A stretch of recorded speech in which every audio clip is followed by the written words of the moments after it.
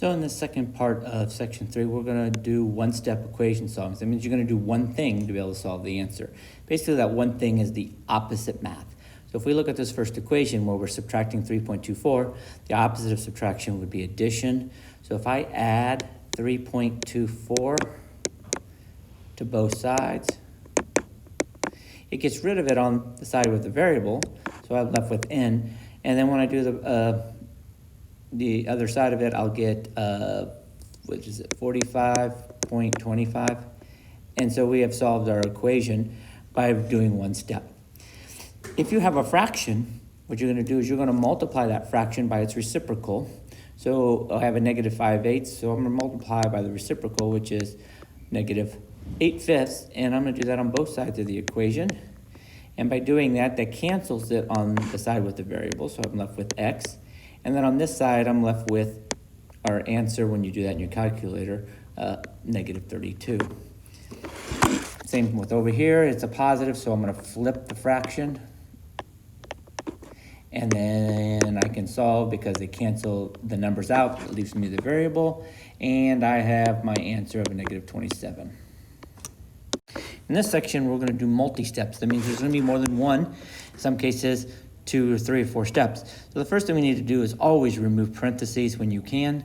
So I'm going to remove it by distributing. So that's 5 times x, 5 times 3, which is 15, and then 2 times 1, and then 2 times a minus x, which is a minus 2x. Once you've done that, then you need to combine like terms before you do anything else. So I have to combine my 2x and 5, or negative 2x and 5x, which is 3x, and 15 and 2, which is 17. Now, once we have a problem where we have no parentheses and it's simplified, we can then go through the 2 steps.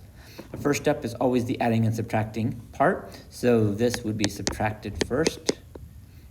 And so we end up with a negative 3. And then we would divide by 3 to get our final answer of equals a negative 1. Next problem, we want to remove parentheses and combine like terms. So my negative 10x is not in the parentheses, so I'll just leave it. But I can multiply 3 times 4, which is 12x. And 3 times a minus 2, which is a minus 6.